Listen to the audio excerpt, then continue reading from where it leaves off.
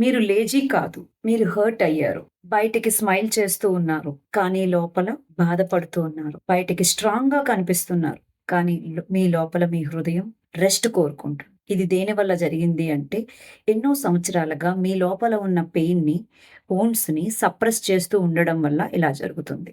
So, ఇప్పుడు మీకు energy లేదు ఏం చేయాలన్నా, మోటివేషన్ రావట్లేదు.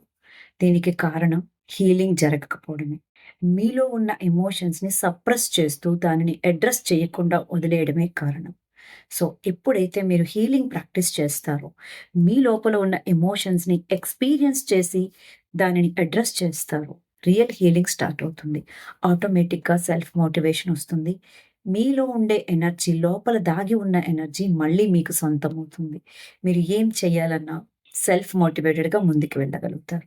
సో, ఇమ్మీడియేట్‌గా హీలింగ్ ప్రాసెస్ స్టార్ట్ చేయాలి అంటే, ఇలాంటి మరిన్ని హీలింగ్ టిప్స్ తెలుసుకోవాలి అంటే, వెంటనే ఛానెల్‌ని సబ్స్క్రైబ్ చేయండి, ఫాలో చేయండి.